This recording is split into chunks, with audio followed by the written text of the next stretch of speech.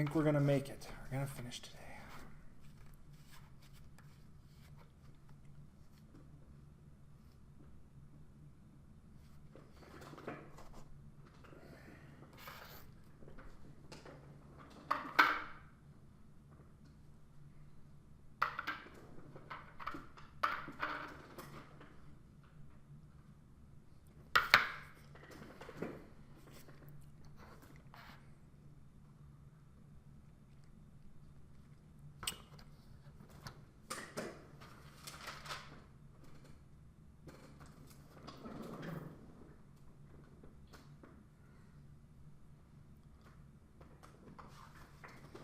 So basically for the axe head, it's going to be very similar to the sword we did back here.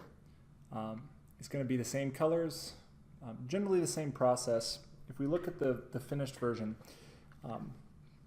first of all, the sculptor put all this texture in the axe, which I think is a really interesting choice considering in the movie his axe was just flat. It's just like a flat blade. It didn't have all that texture. Probably just wanted to make it a little bit more interesting.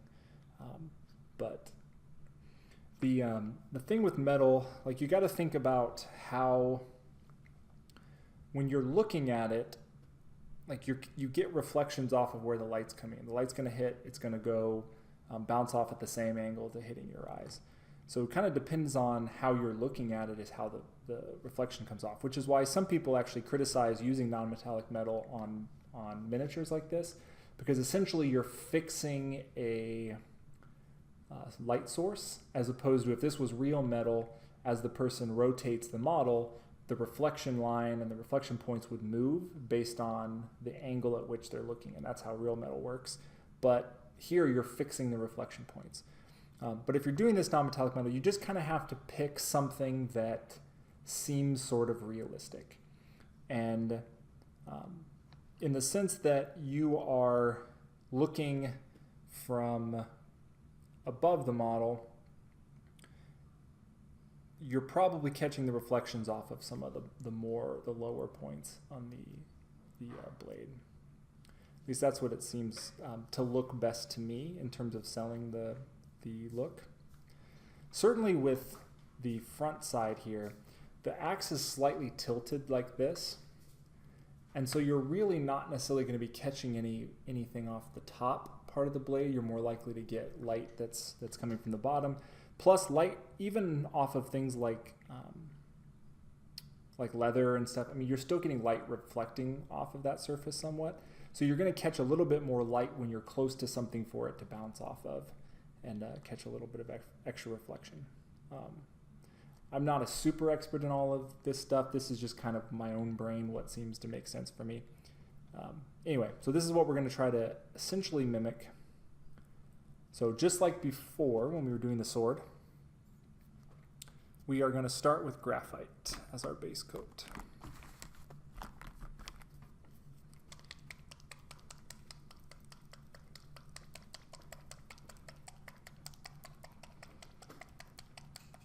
And what we'll do is probably kind of work on the streamers in his hair at the same time as we get to points where we've got some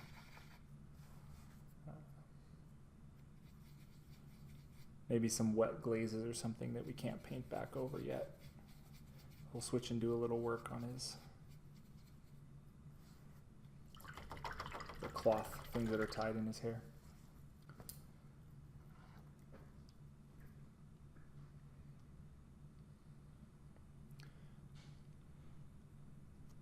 Yeah, I agree. It is a silly argument to be critical of it, but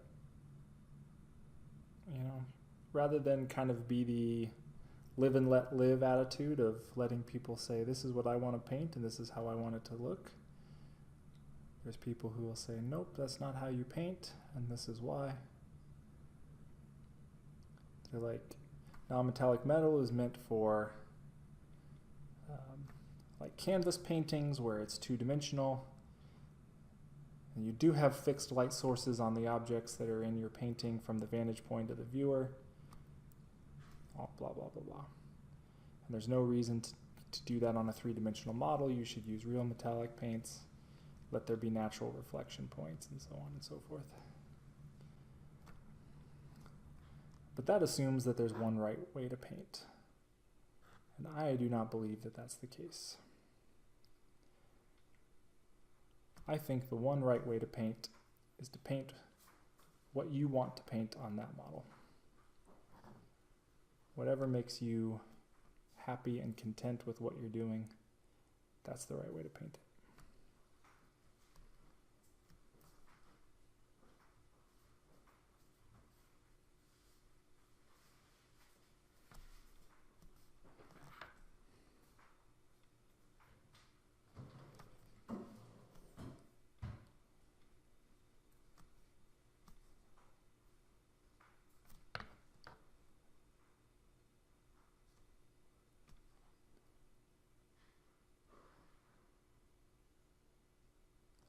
I see the red light.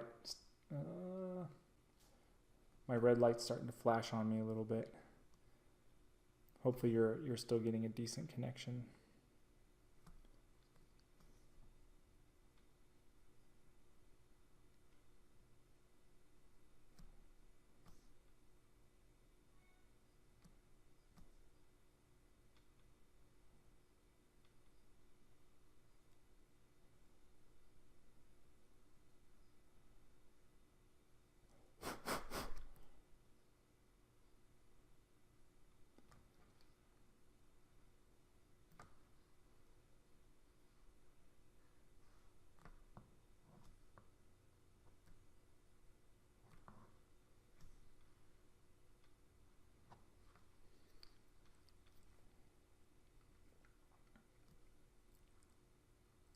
Yeah, this is the same recipe from the Scale 75 book. It's the exact same one. What's actually cool, maybe I'll show it to you while the axe is drying before we put the next coat on. So they have multiple recipes, but this is the normal kind of reflective steel one.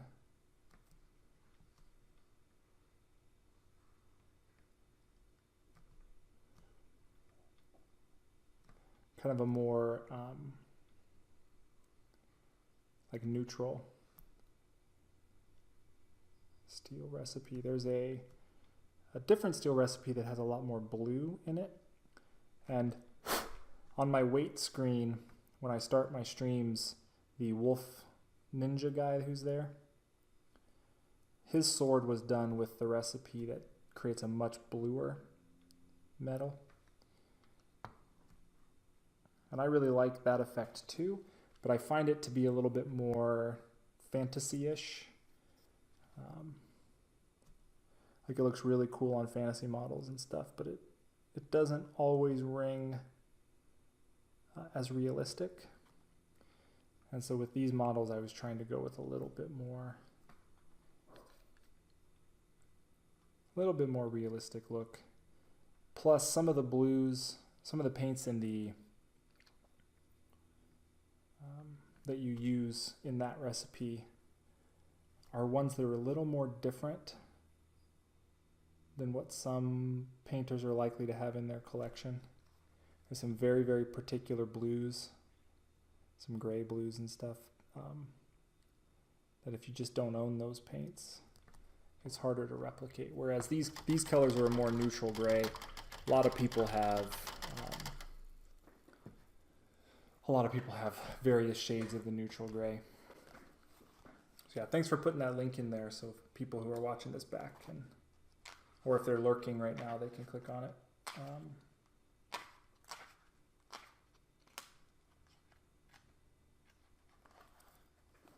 But yeah, so they have the, I almost dumped my water.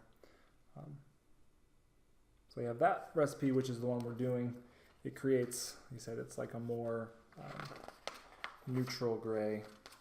Here's the final picture they show of what this kind of creates. Then they show the gold recipe, which is the one that we used for the handle of the sword. You know, and that kind of creates a little bit of a brownish, not quite so like gold like you'd see on a wedding ring or something, but a little more muted gold. They've got a copper recipe, which is pretty cool. It creates like a nice patinaed, orangish copper look. Then this is the one that's got more blue in it. This is kind of like a chrome look to it, so it's supposed to be a little bit more like it's reflecting some natural blue sky colors. And then they've got a super chrome gold. For gold that's going to be highly reflective. Here's the final picture for that. So they have recipes for that. And then they've even got recipes for like a little bit more of an orangish bronze color, more of a brownish bronze color. So they have recipes for all of that all of those different non-metallic metal stuff. So really, really good resource. Again, I highly recommend this book, Steampunk in Miniatures.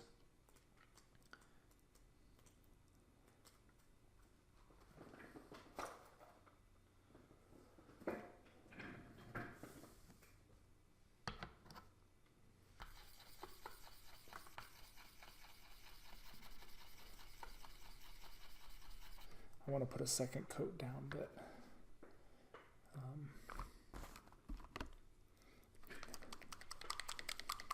I'm going to wait for it to fully dry. So I'm going to use bearing blue. This is just kind of a grayish blue. If you don't have something like this, you can just take like a normal blue and add gray to it.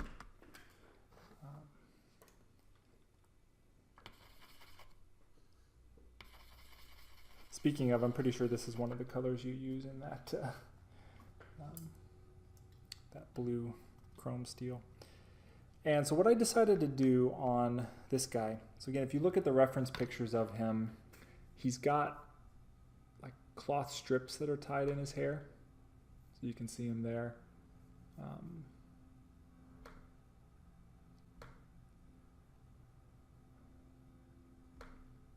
You can see them there. And depending on the picture you look at, they are either blue or off-white or a combination of the two of them. So what I opted to do on this guy was have one blue one and then a couple of the off-white streams in his hair. So I'm going to do the same thing here. I'm thinking what I might do is this time, so I had this off-white, and then I actually made this more look like his hair. I think in this time, I'm gonna actually make this one blue as well as that one. And so there's one of each on each side.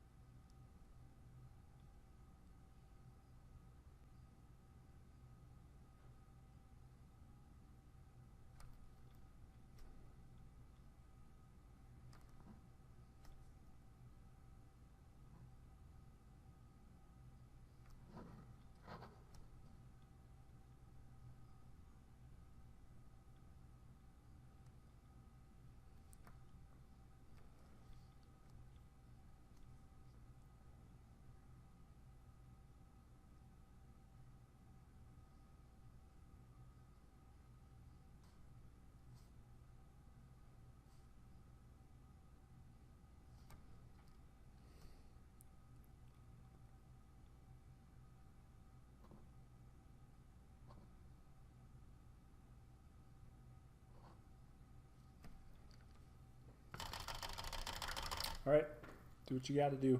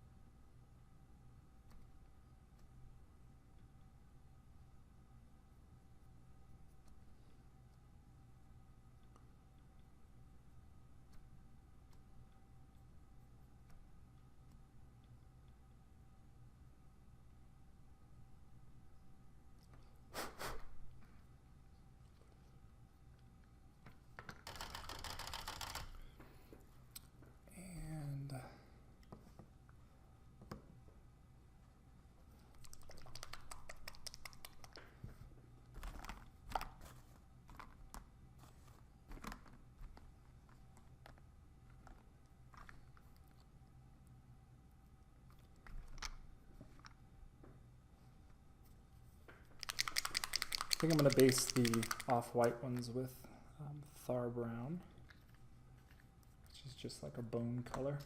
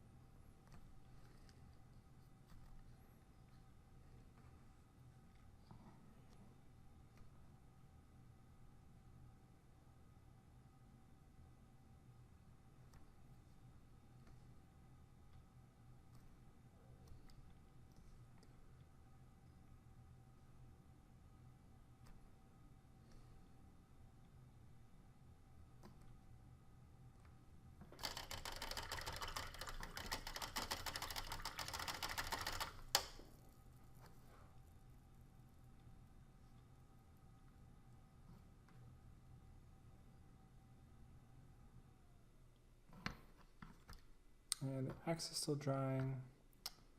I guess we can start working a little bit more on this blue. So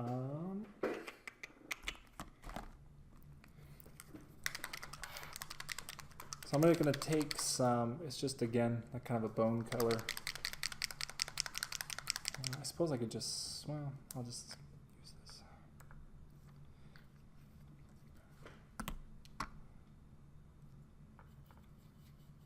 Specifically, that was Mojave White, if you're keeping track.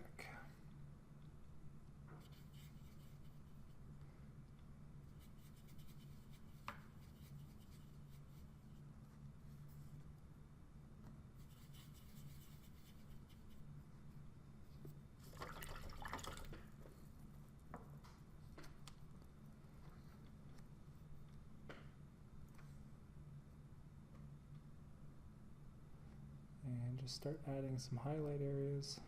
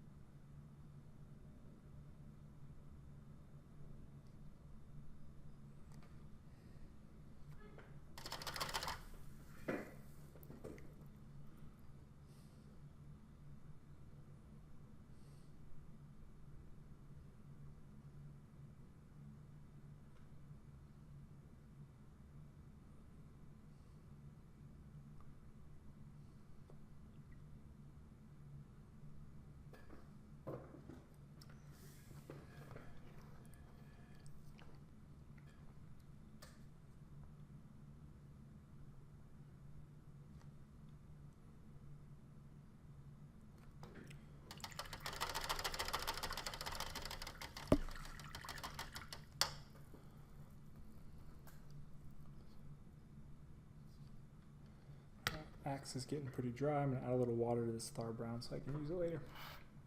Okay, next up, we do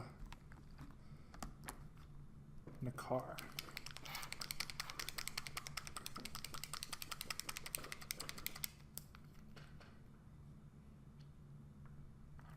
I always kind of put the paint in my water cup. I don't know what was going through my brain just then. I don't know, it must have thought it was holding the brush instead of the paint bottle.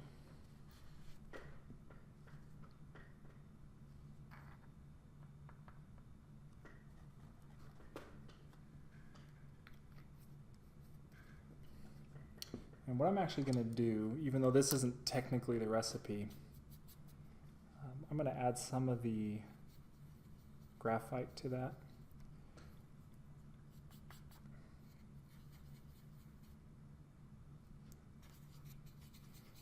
I want to, because it's such a large surface, I want to be a little bit more careful with my transitions.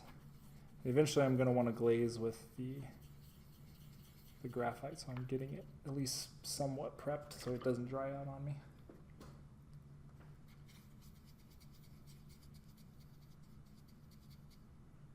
Okay, so make this not a glaze but pretty thin.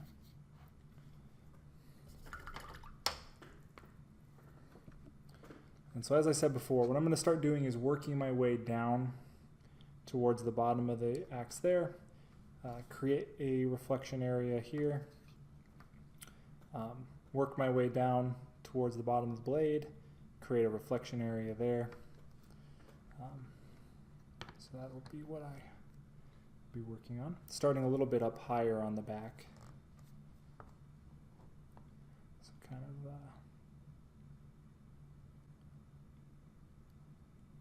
and if you use soft strokes with this textured area, your brush will tend to not go down into the recessed areas. And so you don't really have to paint every little detail on this. You can see how it just leaves, it's almost like the concept of how dry brushing works. But you don't have too much paint on your brush. Have a very, very soft stroke.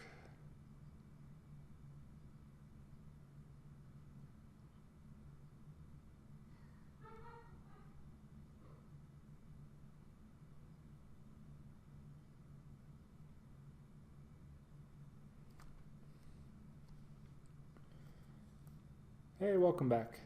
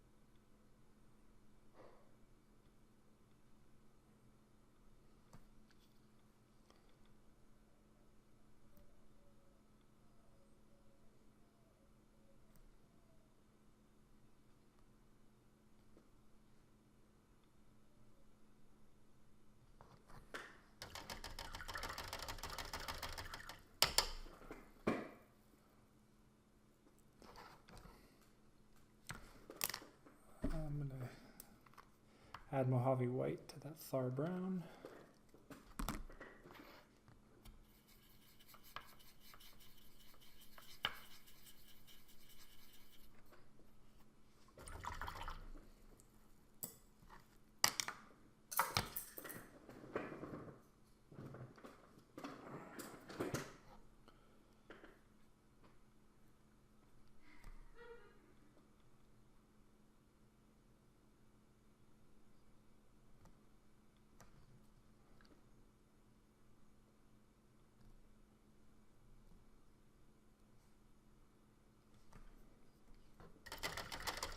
I'm probably actually just going to use Mojave White for the last highlight there.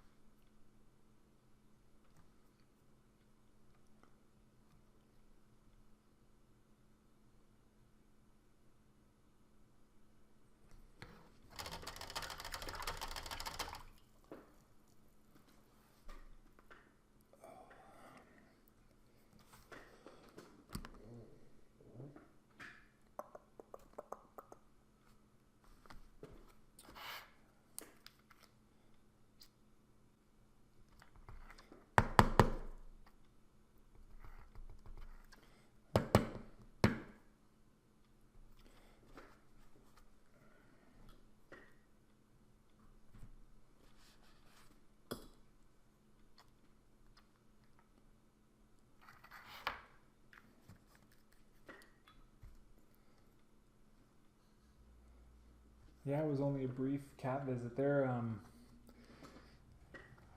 This is the height of their sleeping time usually. They're not very active in the. Once we kind of finish with breakfast and everything, they tend to go off and go to sleep. In fact, Sancho has developed a habit because he gets eye drops every day. He's had eye problems and had a lens removed in one of his eyes, and so he has to get 3 eye drops every day. And we usually give them to him in the morning. What he likes to do is if he hasn't gotten them yet, after breakfast and everything, he will try to sneak off and then go hide in the corner of the closet to try to avoid getting his eye drops. So I think that's where he's at. He snuck off and did that before he got his eye drops today.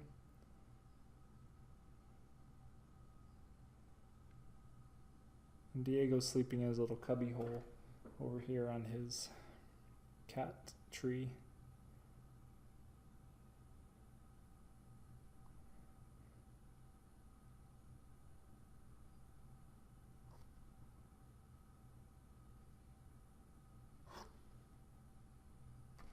What often happens on the Sunday streams,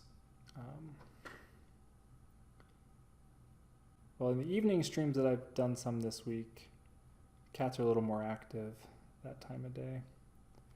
But then what happens on the Sunday streams is I've just recently gotten back from rock climbing, and Diego especially missed me and wants attention from me.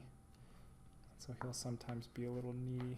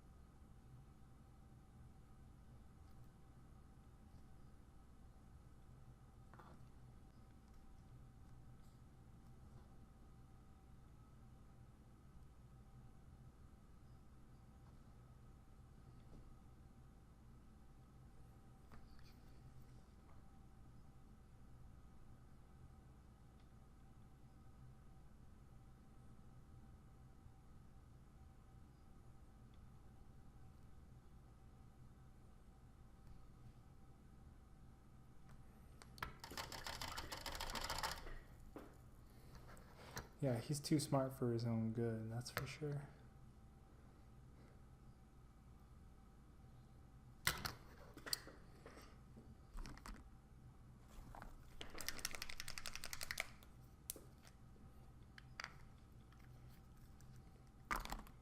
So add some white to that.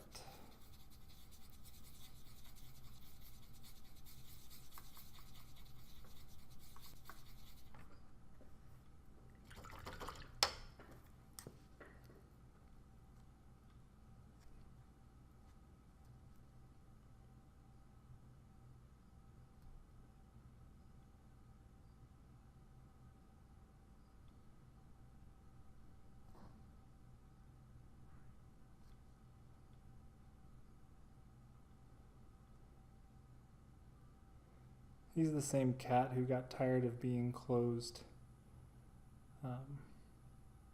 out of things, and so he just taught himself how to open doors, how to turn the doorknob, like stand up on his hind legs and turn the doorknob and get out of rooms. And he's way too smart.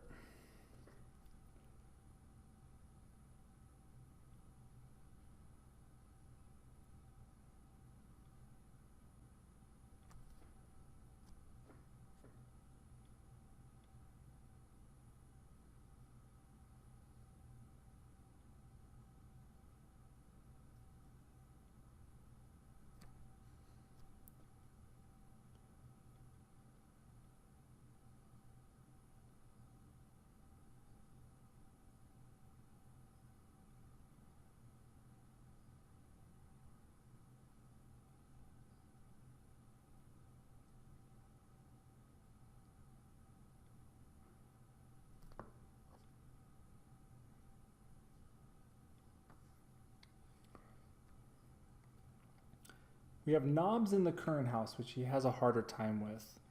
Our previous house had lever knobs. And that's where he really, well, I was going to say where he really learned it, but he actually learned it during the approximately year period before we moved in our previous house, where we lived with my wife's parents while our house was being built. And then the builder went bankrupt during the process, and so rather than only being there for 3 months, we ended up being there for 13 months because it had to be built slowly over time through every little thing getting approved by the bankruptcy court in terms of what money they could spend to build the house. But we tried to keep the cats separate from her parents' cats. We didn't think they would get along. So we tried to keep our cats isolated upstairs. We built like this false wall, like a little thing to keep our cats upstairs. And he was a little Houdini. He was constantly figuring out every single way to get downstairs and to get out of the rooms we would close him into. And he was very persistent and very smart. So he maintained that skill when we moved to our previous house. But yeah, this particular house, he has a little bit harder time with because they're doorknobs.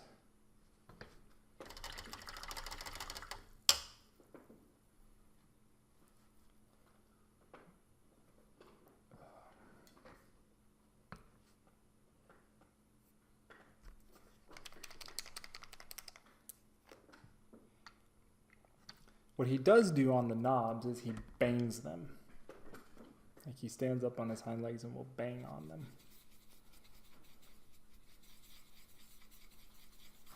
Like a door knocker.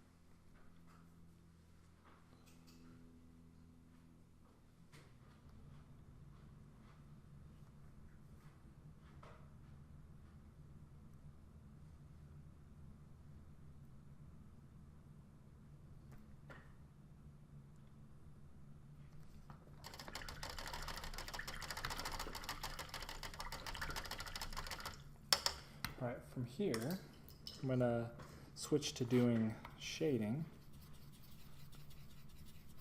So I'm going to start off with just the graphite. I'm going to try to make these pretty smooth transitions, so hopefully we don't need too many layers of this. But just kind of start working away from those highlight spots.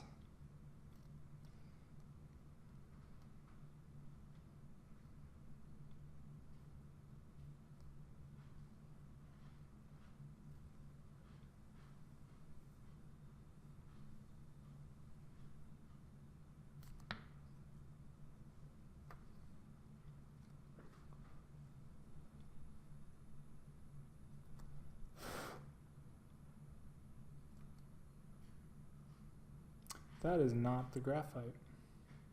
That is the graphite with a little bit of the nacre mixed in. Or vice versa. Oh well. It'll work. I'll switch over to graphite now.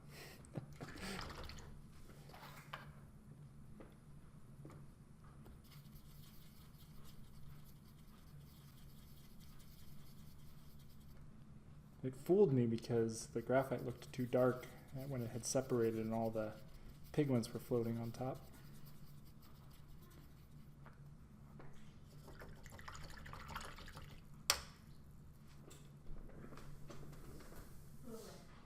Was it that same bird? Two of them. What is that bird? I don't know. But they make very interesting chirps. Like I was hearing the chirps earlier. I've never seen them. They need to stay away from those lizards though. Having those lizards is like the coolest part of our wildlife. They can eat the scorpions though. Tell them. I'll build them a birdhouse if they eat scorpions.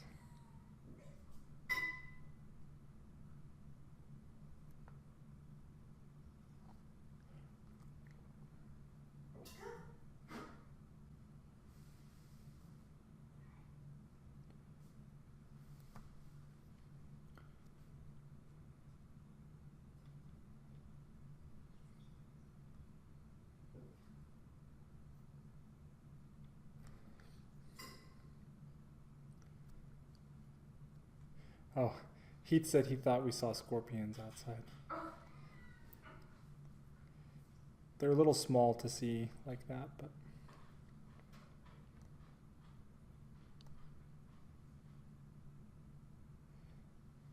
Well, I did go hunting again last night. Got a bunch more. You tell them how many pounds again? It was like, what was it? What was the final total? It was almost 60, right? I stopped at 50. Yeah. Again, that sounds really scary.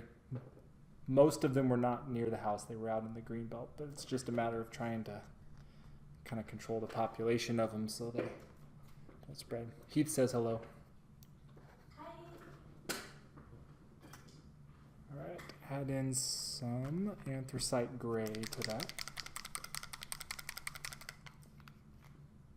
Oh, he thought the scorpions were our favorite wildlife, is what he was saying. No, that is the least favorite.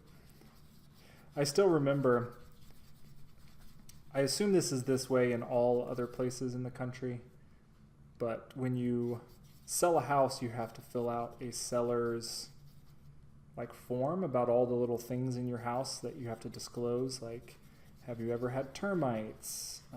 Do you have any pests that are a problem at your house? Have you ever had water damage? Things like that you're supposed to disclose. And so under the pests category for the Arizona form, they have pre-filled out boxes that you can just check and then you can fill in if there's other. But one of the boxes for Arizona is scorpions. And I still remember the day when we got the seller form for this house and I saw the scorpion box was checked and I was like, because you had actually looked at the form first. It's like, did you see that the scorpion box was checked? You're like, no, what? And then you went and looked at it and it's like, does this change your mind? You said, nope. And then we moved in, and within a month or two, you were stung. I was like, well, welcome to the neighborhood. Yeah. I'm just here to say hello, and you tried to step on me. Didn't mean to sting you. I'm sorry. I did. I stepped on him. I deserve this sting. You're like, I feel like it's not his fault. I stepped on him. And it's like, well, what do you still want me to kill him? You're like, yes. Okay.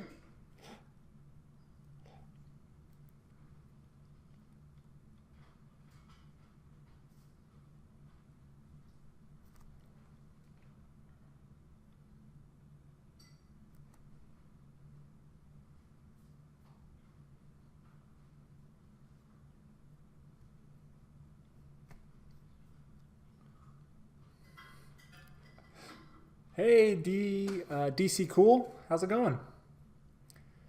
Welcome to the stream.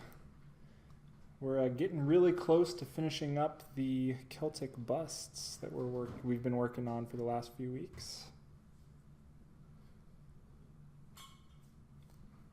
In fact, just a little bit ago, we finished up this guy. And we're almost done with his partner in crime.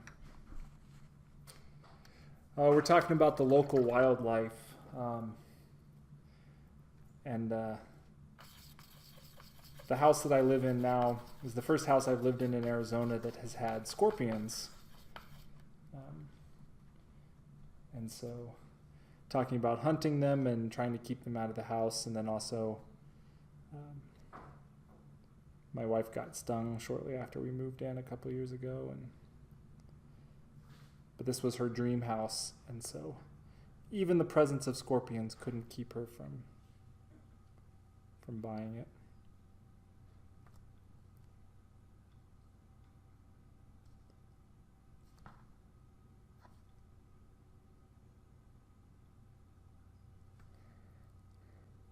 Hey Ryan, how's it going? I know you last year I worked with Nova Open Trading and donated a few minis to us, now them. For the online raffles. Thanks. Oh, absolutely, man. Or that was just a reaction. I'm not sure if you're male or female. Thank you. It was a pleasure to donate. I had fully intended to donate again this year, but I just ended up running out of time. I was working on some other commission things, and then the deadline totally snuck up on me.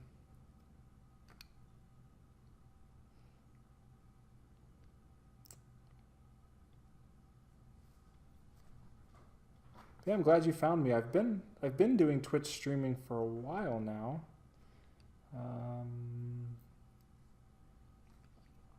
Since maybe February.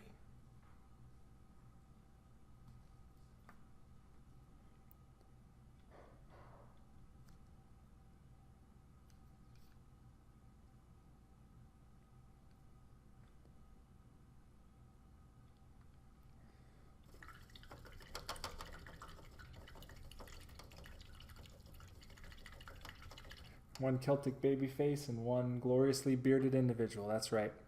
What I'm going to do, so this has been kind of like a paint along. So before we started this, I actually finished 2 of these guys from start to finish, just on my own. Got all the colors down, got everything I was going to use for them. So finished those. And so we're just finishing up the actual process where I show every single step of getting them done from start to finish. What I'm thinking about doing is once I finish these guys today, I'm going to actually put the blue face paint on them that you see from the movie, the Braveheart movie, and to kind of distinguish the 2 pairs of busts from one another.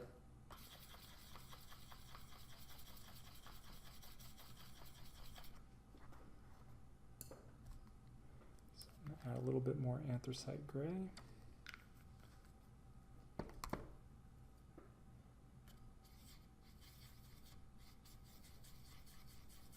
Studying for pre-med exams. Good luck with those. I suspect that those are not easy.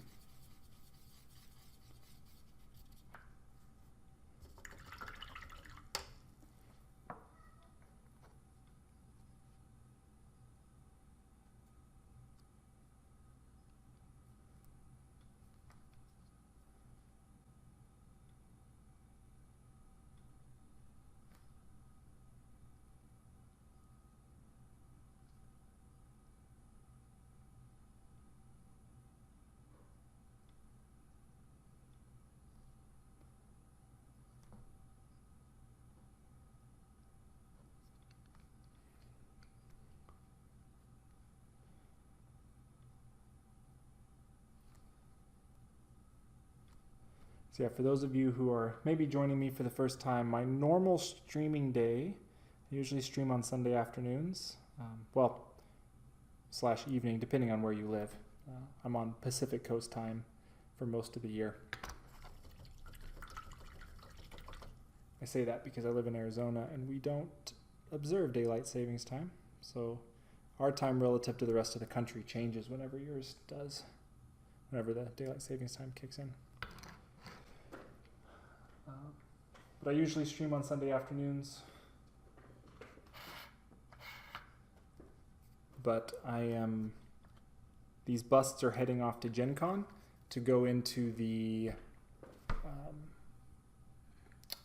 Broken Egg Games booth. They are going to be selling the unpainted versions of these models. They wanted the painted versions for display, and then sell the painted versions for me if somebody's interested in them.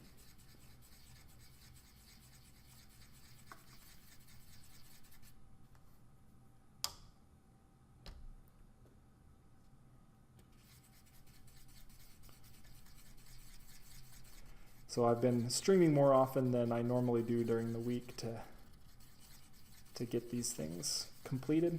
I promised I would show the entire process of these on stream.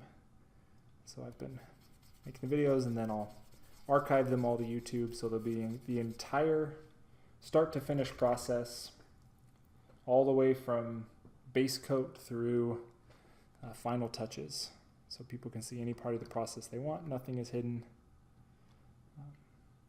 So currently about the first three sessions or so are already up and archived on YouTube. Most of them are probably here on Twitch as well. I don't know if any of them have started to disappear yet or not.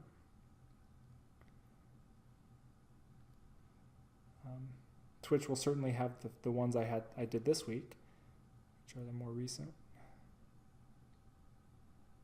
ones.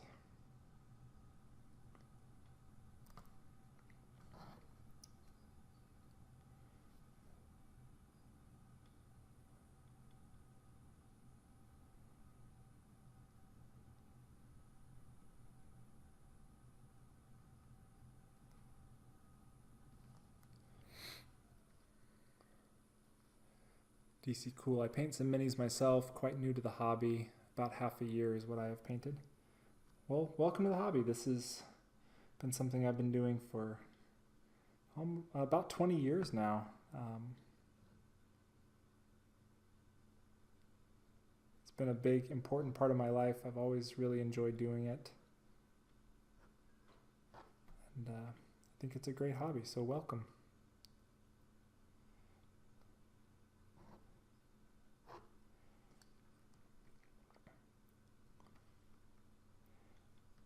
I tend to paint a lot of display quality models. I don't do a lot of more gaming oriented models. But if you're interested in learning some of the techniques that I use, which are some of the little bit more advanced painting techniques, although I still don't think they're too hard with a little bit of practice. You could obviously go back and watch this bust painting series from the beginning. I would also suggest on my YouTube channel is a complete start to finish 75mm scale model. It's kind of like a Tomb Raider / Resident Evil model. And so you can see the entire process of painting that model from start to finish as well. So you can see all of the different techniques I use for different surfaces and different effects. That one has some freehand, doing some tattoos on the model. I did a camo pattern on her leggings. So some cool stuff with that. I also have just some various random days of me painting that you could pick up a few different things on as well. So go check those out if you're interested. Some point here, had a friend who recorded a bunch of different tutorial videos for me, but hasn't had the time to edit them yet. So eventually I'm going to have some kind of like real targeted tutorial videos up on my YouTube channel.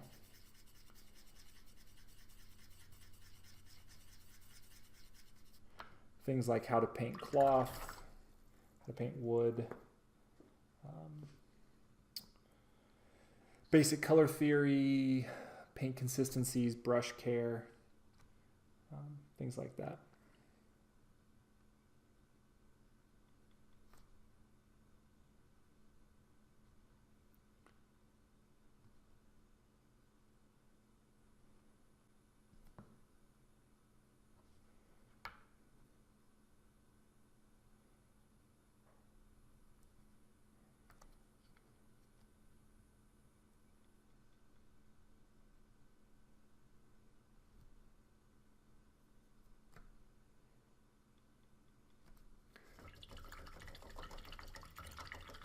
Nice. Well, thank you for subscribing, and thank you, Heath, for posting those links. I appreciate it. It really helps people out finding the things that I'm referring to. I know my YouTube channel could be tricky because if you search gorilla with a brush, it doesn't always pop up very early in the search results. You kind of have to search for my name, which you may not remember my name. You might just remember the gorilla.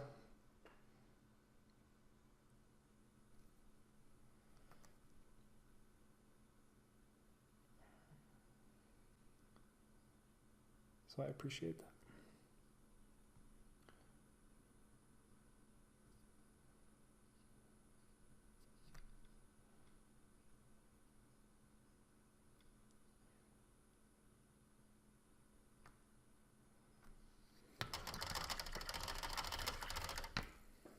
Okay, what I want to do now is I'm going to switch back to the last highlight color I was using, which was a mix of nacre and white.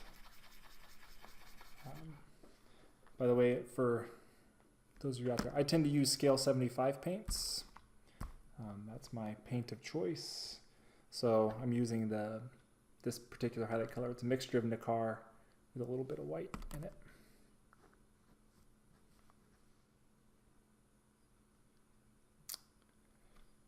That is correct. Ogre, Harry the Hat. Well, yeah, it's a troll, but yeah. Troll, Harry the Hat, Games Day Orc and Goblin, and Gandalf as well. Yep. That was me. This year I had planned to do a Redemptor Dreadnought, but like I said, I completely ran out of time, and it just never happened.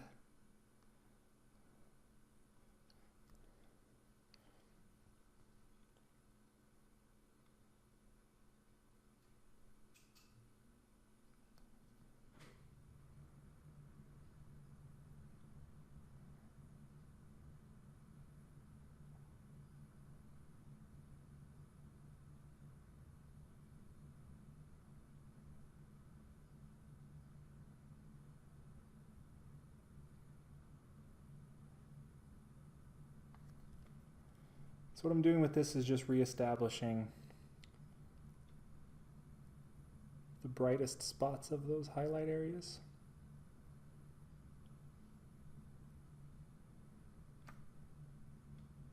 That may have gotten a little muted down in the glazing steps.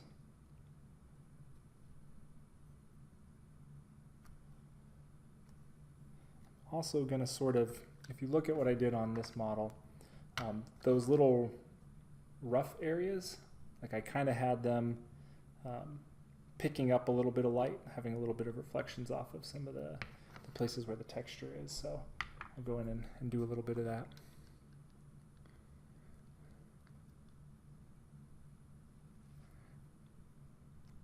Yeah, no worries.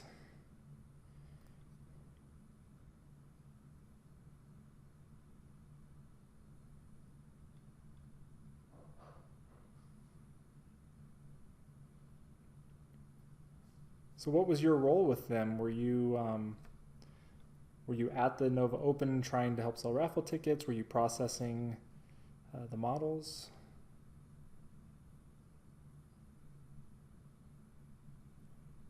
Are you the Dave Taylor? I don't know. I think you said you were. I guess it wouldn't make sense if you were Dave Taylor. I don't think you are.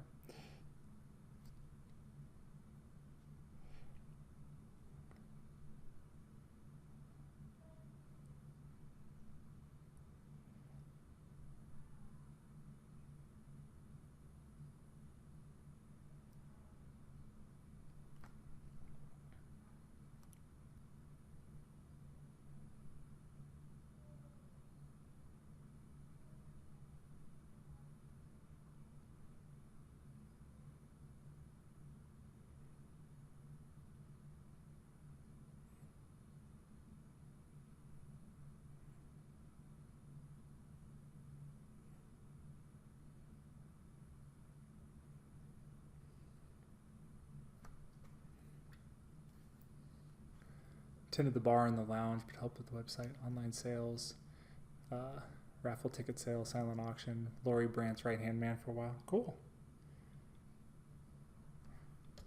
Yeah, one of the things that I've been doing has been to actually donate 25% of the money I get for painting miniatures. I donate to charitable causes. I tend to donate to animal charities, but last year I almost exclusively donated to the Nova Open Charitable Foundation. So I know you probably know this. I did I was one of the sponsors of the lounge. So where you were tending bar, I had a little, like a sign they posted up there as one of the sponsors. But so that was one of the places where the money that I raised I made last year for painting that I donated to charity, I donated there.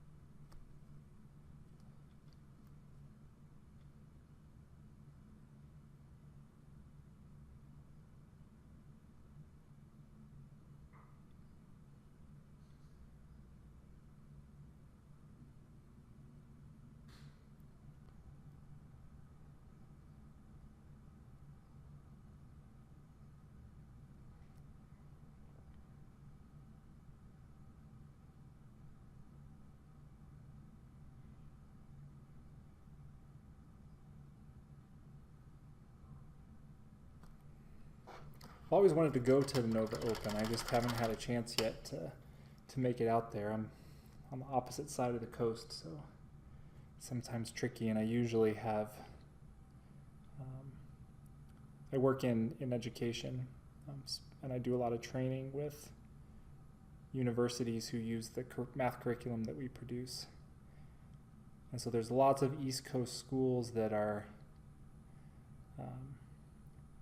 that use some of our stuff, and I'm often on the East Coast that weekend, but I'm usually working at some place doing training for TAs. So I've never been able to make it to Nova Open, but I'm gonna go to PAX Unplugged this year in Philly, so that'll be fun. Looking forward to that.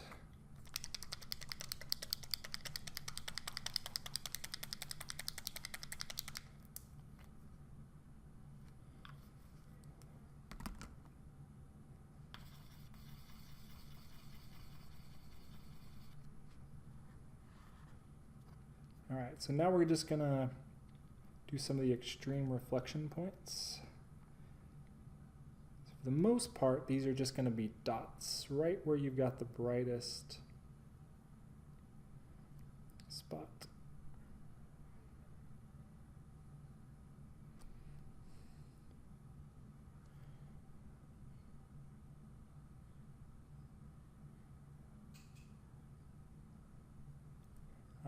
On these kind of vertical reflections, sort of creating a little bit of a line. Though I tend to kind of like to make it a little bit of a jagged, like make it thin but made up of like tiny little brush strokes that go perpendicular to the line. Kind of give the essence that maybe the metal has a little bit of texture to it.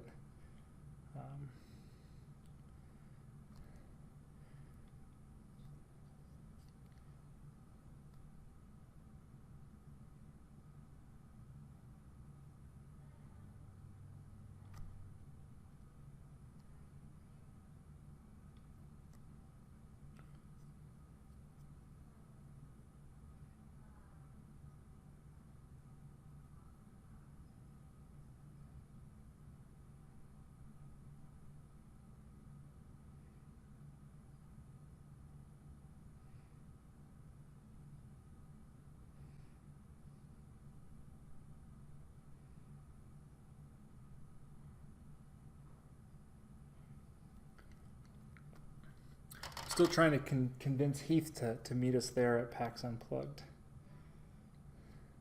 What do you say, man?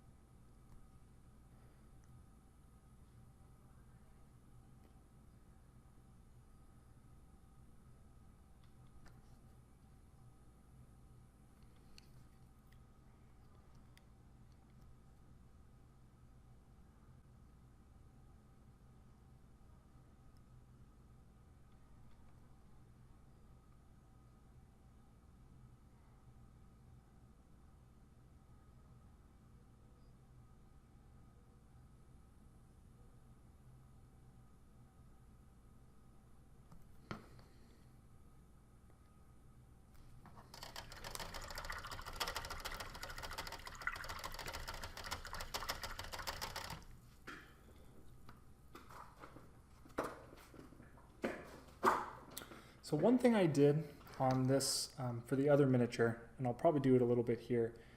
So basically the axe is done now. But to get it a little bit to where, you know, if it's this shiny of metal, it's going to reflect a little bit of the colors and the things that are around it. And so one thing I did to kind of help tie it into the model just a little bit so it's not quite so such a different color than the browns and things that are around it. I took Gobi Brown, which is one of the mixes, one of the colors we've had in a lot of the mixes for this model.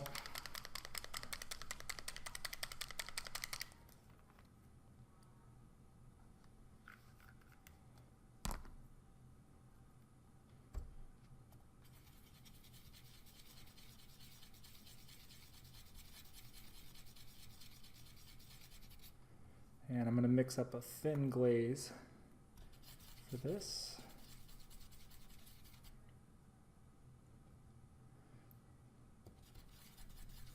And I usually keep them pretty thin. This one might even be slightly on the thinner side of what I would normally mix up, because I really want to be careful with this one.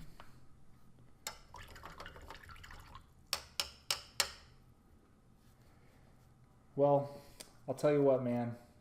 Real life things like buying houses and stuff are far more important than weekends at a gaming convention. But if you can end up swinging it, it'd be awesome to see you there. If you can't make it, hopefully sometime in the future we can meet up at something like that.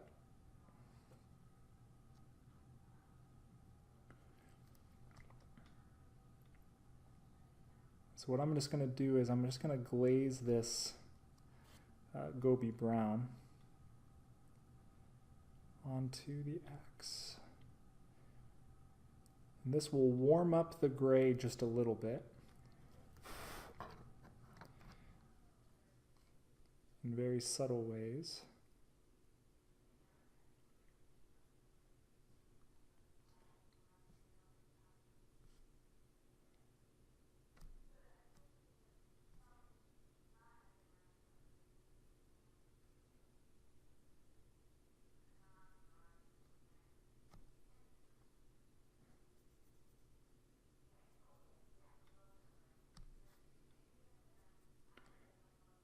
And I usually do multiple layers when I'm glazing, but with this one, I want to be really careful. I don't want to go too brown. All I want to do is just give a hint of warm color into the colder gray that's there.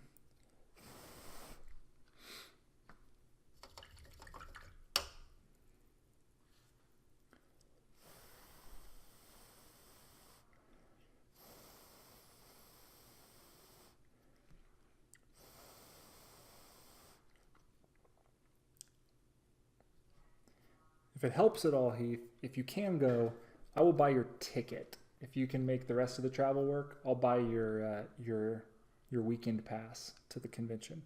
So just let me know if you can manage to swing it. If not, no big deal, but I will do that.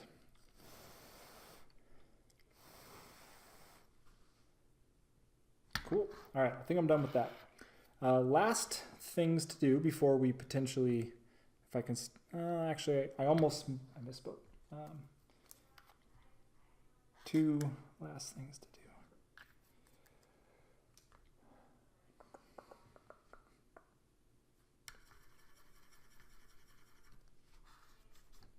So he's got some little bands that tie parts of his hair together.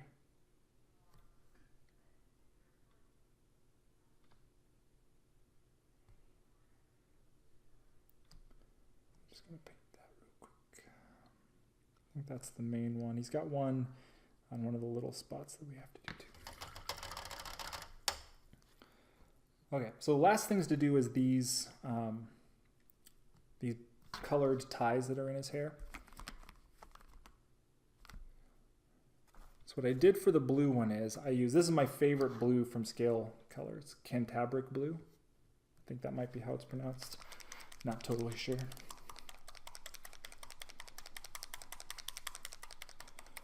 But it's a really, really rich blue. Kind of show you here what it looks like. So it's nice when you thin it out. It's just got like a nice rich undertone to it. It shifts, it leans just the slightest bit towards teal, but not too far. It's just a really nice blue. This is probably the best view of it when I put it on the paper towel. It's really nice.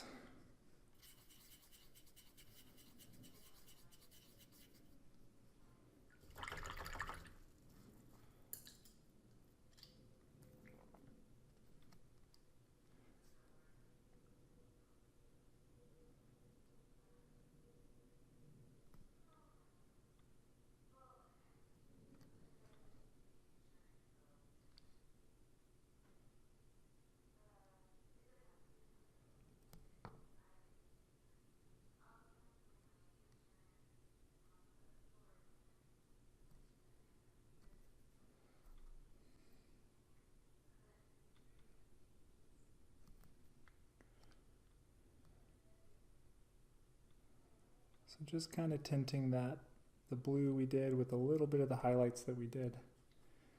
Tinting it to a little bit darker blue.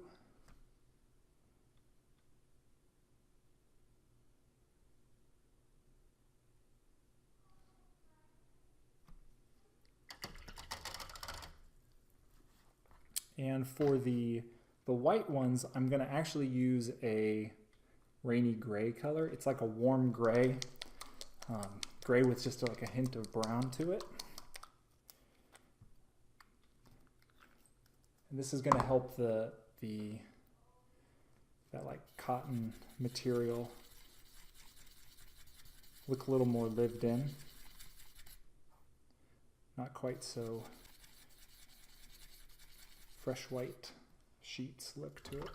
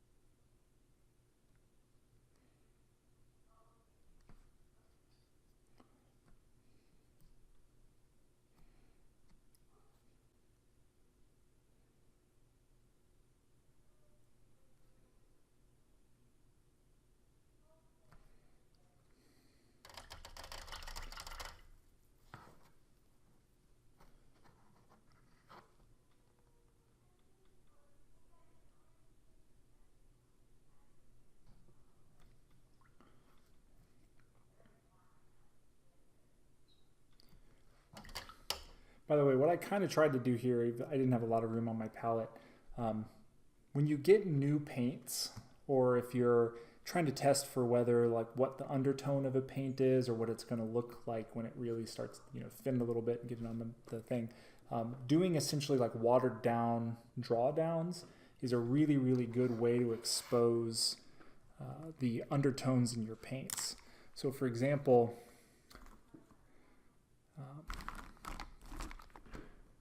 this one might be good. So this one's called Black Leather. So it's a black color. So you put a little bit on your palette. It starts to look a little like dark gray. And if you start to thin it down and then spread it out, you start to see that there's all these rich purple undertones to it. So you can get a much better sense for what the color really, what its properties are by thinning it down and spreading it out over like a white surface. So if you have plasticard or if you have like a foam core poster board or something, you can do these on to really start exploring what the properties of the paints that you have are.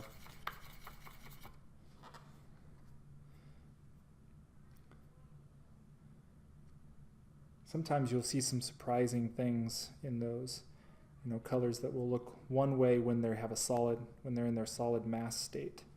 As soon as you thin them down and stretch them out, they start to take on all sorts of different interesting colors.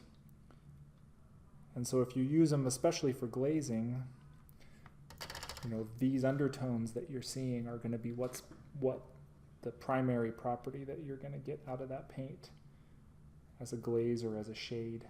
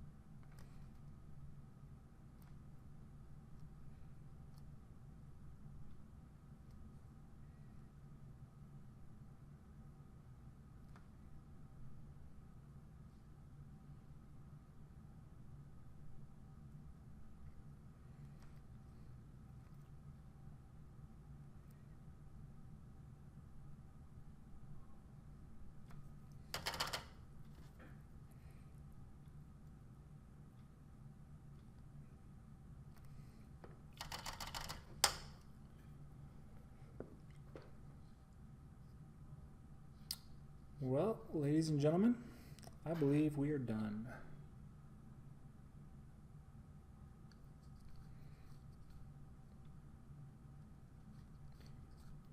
So there you have it. The entire process from start to finish of painting these two Celtic busts over, what was that, 7 sessions? We painted these guys. It's actually not too bad. If it was 7 sessions, I know today's was a little bit longer, but that's roughly like 15 hours to paint 2 display quality busts, so that's not too bad. Yeah, the blue hair tie. And then if I do the blue face paint on him, it'll really start to like tie that stuff together. So what I'm thinking about doing, because I've been painting for about has it been? It's been at least 3 hours straight, maybe 3.5 hours straight. I need to take a short break, and also for the purposes of the paint along, the blue face paint is kind of like a bonus feature, so I want to do it as its own separate session, as kind of just like bonus material. So what I'm going to do is I'm actually going to stop the stream. I'm going to take a 5 or 10 minute break, and I'm going to restart. I know that not everybody might be able to stick around through that, or maybe got other things to do, or you're just not interested in seeing that step in the process. So if you want to come back in about 15 minutes, I'll be working on doing the blue face paint for these guys. If you've not seen the movie Braveheart, so in the battle scenes, they've got this blue face paint on. So I'm going to do that on this particular set of busts, I think.